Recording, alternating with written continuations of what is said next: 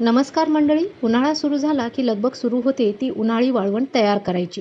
पण त्यामध्ये जर आपण उडदाचे आणि मूग डाळीचे पापड करायचा नुसता विचार जरी केला तर अंगाला काटा फुटतो. कारण तासनतास पीठ कुटावं लागतं आणि त्यानंतर तासनतास पापड लाटावे लागतात. आणि एवढं सगळं करून सुद्धा एक तरी पापड तुटतात, नाहीतर जाड होतात. आणि ज्यावेळी पापड आपण साठवायला जातो तर त्याचे तुकडे पडतात. पण जर मी तुम्हाला म्हटलं की आजची माझी ही रेसिपी तुमच्या या सर्व अडचणींवर मात करेल तर तुम्हाला खरं वाटणार नाही. तर आज आपण मूग डाळीच्या पापडाची रेसिपी पाहणार आहोत. आणि ही रेसिपी इतकी सोपी आहे की अगदी एका बाईने सुद्धा सहजपणे करता येईल. आणि अर्ध्या तासात पापड तयार होतील. शिवाय तुम्ही जर 2-3 वर्ष जरी स्टोअर करून ठेवलं तरी पापडांना काहीही होणार नाही. तर चला मग रेसिपीला सुरुवात करूयात. व्हिडिओमध्ये तुम्ही पाहू शकता हे पापड अगदी 8 ते 10 पट फुललेले आहेत आणि यांचा कलरसुद्धा किती छान आलेला आहे. तर चला मग रेसिपीला सुरुवात करूयात. सर्वात आधी या ठिकाणी मी 1 कप मूग डाळ घेतलेली आहे. वजनी प्रमाणामध्ये म्हणाल तर पाव किलोच्या प्रमाणामध्ये. 1 कप मूग डाळीसाठी अर्धा कप तांदूळ घेतलेला आहे आणि मूग डाळ आणि तांदूळ मी एकत्रच भिजत घालणार आहे. भिजू घालण्याच्या अगोदर साधारणपणे 2 ते 3 पाण्याने या डाळीला आणि तांदळाला स्वच्छ धुवून घ्यायचं आहे. डाळीला आणि तांदळाला किडे लागू नयेत म्हणून दुकानामध्ये अनेक वेळा याला औषधे मारलेली असतात. आणि जर तुम्ही रेशनिंगचं तांदूळ वापरत असाल तर त्यामध्ये तरी नुशा आणि किडे भरून पडलेले असतात. त्यामुळे या तांदळाला आपण आधी सुरुवातीला स्वच्छ करून घ्यायचं आहे. तर मी 3 पाण्याने या तांदळाला आणि डाळीला अगदी स्वच्छ धुवून घेतलेलं आहे आणि त्यानंतर याच्यामध्ये पाणी घालून याला मी रात्रभर भिजत ठेवणार आहे. एक झाकण लावून याला मी रात्रभर भिजत ठेवलं होतं. आता त्याच्यानंतर सकाळी डाळ आणि तांदूळ अगदी व्यवस्थित भिजलेला आहे. आता मिक्सरच्या एका जारमध्ये हा डाळ आणि तांदूळ घ्यायचा आहे आणि बारीक होण्यासाठी चमच्याने 2 ते 3 चमचा एवढंच पाणी याच्यामध्ये घालायचं आहे. जास्तीचं पाणी याच्यामध्ये बिलकुलसुद्धा वापरायचं नाही आहे. आता या डाळीचं जसं आपण इडली किंवा डोसासाठी बॅटर तयार करतो तशा पद्धतीचं एकदम बारीक असं याचं बॅटर तयार करायचं आहे. इथे पण मी तुम्हाला दाखवतो. अगदी आपण वड्यासाठी वगैरे जशा पद्धतीचं बारीक असं बॅटर तयार करतो तशा पद्धतीचं पीठ या ठिकाणी तयार झालेलं आहे. कन्सिस्टन्सीसुद्धा तीच आहे. वरून थोडंसंही पाणी एक्स्ट्रा वापरायचं नाही आहे, नाहीतर पापड जे आहेत तुटण्याची शक्यता असते. पीठ या ठिकाणी दाखवते. एकदम बारीक असं पीठ मी तयार करून घेतलेलं आहे. आता पीठ तयार झालेलं आहे. आता आपण एक जाड बुडाची कढई घ्यायची आहे आणि त्याच्यामध्ये डाळीसाठी 1 कप डाळीसाठी 3 कप पाणी घ्यायचं आहे आणि अर्धा कप तांदळासाठी 1 कप पाणी घ्यायचं आहे. म्हणजे तांदळाच्या दुप्पट आणि डाळीच्या तिप्पट या ठिकाणी मी पाणी घेतलेलं आहे. टोटल 4 वाटी पाणी मी या ठिकाणी वापरत आहे. आता पाण्यामध्ये चवीप्रमाणे मीठ घालायचं आहे. पाव किलो डाळीसाठी 1 चमचा मीठ वापरलेलं आहे.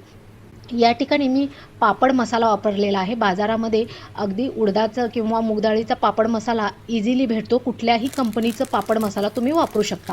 पाव किलोच्या प्रमाणासाठी मी 2 चमचे एवढाच पापड मसाला वापरलेला आहे. पाण्याला चांगली खदखदून अशी उकळी आली की आपण जे पीठ तयार करून ठेवलेलं आहे ते याच्यामध्ये अशा पद्धतीनं घालायचं आहे. एका हाताने चमचा हलवतच राहायचा आहे, जेणेकरून याच्यामध्ये गुठळ्या वगैरे होणार नाहीत. तर या ठिकाणी पाहू शकता पीठ जे आहे अगदी पातळ आहे. जोपर्यंत हे पीठ घट्ट येत नाही तोपर्यंत आपल्याला हलवायचं आहे. तर साधारणपणे 5 ते 6 मिनिटातच हे पीठ अगदी घट्ट यायला सुरुवात होते. गॅस जी आहे मीडियम फ्लेमवर ठेवलेली आहे. अगदी हाय फ्लेम करायची नाही आहे, नाहीतर बुडामध्ये पीठ लगेचच चिटकतं. लो फ्लेम किंवा मीडियम फ्लेमवरच हे पीठ आपण शिजवून घ्यायचं आहे. आणि ज्यावेळेस तुम्ही या पिठाला घट्ट करताय त्यावेळेस तरी फ्लेम जी आहे लोच ठेवायची आहे. 5च मिनिटामध्ये हे पहा, पीठ मी हलवत 5च मिनिटामध्ये अगदी घट्ट असं पीठ आलेलं आहे. आता असं घट्ट पीठ आलं की लगेचच टोपण लावून आणखीन 5 ते 10 मिनिट याला शिजवून घ्यायचं आहे. तर 10 मिनिटानंतर या ठिकाणी मी तुम्हाला दाखवते. पीठ ज्यावेळेस ऑटोमॅटिक अशी चमक येते आणि असा गोळा तयार व्हायला सुरुवात होते त्यावेळेस गॅसची फ्लेम जी आहे लगेचच बंद करायची आहे. या ठिकाणी तुम्हाला दिसतच असेल अगदी घट्ट असं पीठ तयार झालेलं आहे आणि चमचा जर वाकडा केला तर इझिली पडत नसेल तर पीठ अगदी व्यवस्थित तयार झालेलं आहे असं समजायचं. वर टोपण लावायचं आणि गॅस जे आहे बंद करून टाकायचं. आता पीठ अगदी कोमट होऊ द्यायचं आहे. तुम्ही हात लावला तरीसुद्धा या पिठाला चटका बसणार नाही. हे पहा, गॅस बंद झाल्यानंतर टोपण लावल्यामुळे याच्यावर मलई वगैरे जमलेली नाही आहे आणि थंड झाल्यानंतर आणखीन हे पीठ घट्ट येतं. तर हे पहा, आता चमच्यामधून इझिली हे पीठ पडतसुद्धा नाही आहे. थंड झाल्यानंतर आता ज्यावेळेस कोमट असतं त्यावेळेस ज्या पण साईजचे पापड तुम्हाला करायचे आहेत त्या साईजचा गोळा अशा पद्धतीने या ठिकाणी घ्यायचा. त्या गोळ्यावर पाणी लावून घ्यायचं आणि त्यानंतर आणखीन एक प्लास्टिकची शीट या ठिकाणी घेतलेली आहे आणि ती याच्यावर अंथरून प्लेटनी थोडंसं असं प्रेस करायचं. हे पहा किती छान पापड झालेला आहे. जर पापड थोडासा तुम्हाला जाड वाटत असेल तर हाताने पसरून घ्या. हे पापड तुम्ही कितीही पातळ केले तरीसुद्धा तुटत नाहीत, चिरत नाहीत आणि अगदी 2-3 वर्ष जरी तुम्ही याला स्टोअर करून ठेवलं तरीसुद्धा खूप छान हे पापड राहतात. तर हे पहा, अगदी मोठ्या-मोठ्या साईजचे मी पापड तयार करत आहे. अशाच पद्धतीने दुसरा पापडसुद्धा तयार करते आहे आणि जर तुम्हाला हातानं पसरून घ्यायचं नसेल तर अशा पद्धतीने ज्यावेळेस प्लास्टिक ठेवून होतो त्यावेळेस प्लेट ठेवताय त्यावेळेस थोडंसं जोरात प्रेस करा. पापड ऑटोमॅटिकली पसरला जातो आणि तुम्हाला हाताने पसरत बसावं लागत नाही. अशाच पद्धतीने मी सर्व पापड घालून घेतलेले आहेत.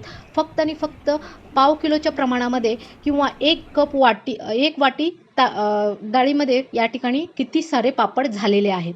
आता दुसऱ्या दिवशी लगेचच याला मी पलटी मारत आहे. तर हे पहा, पापडाने प्लास्टिक ऑटोमॅटिकली सोडलेलं आहे. मला काहीही मेहनत या ठिकाणी करावी लागलेली नाही आहे. 2 दिवस फॅनच्या हवेलाच हे पापड मी वाळत ठेवले होते. तर पहा, एकही पापड या ठिकाणी चिरलेला नाही आहे, तुटलेला नाही आहे आणि एकदम मोठ्या साईजमध्ये हे पापड तयार झालेले आहेत.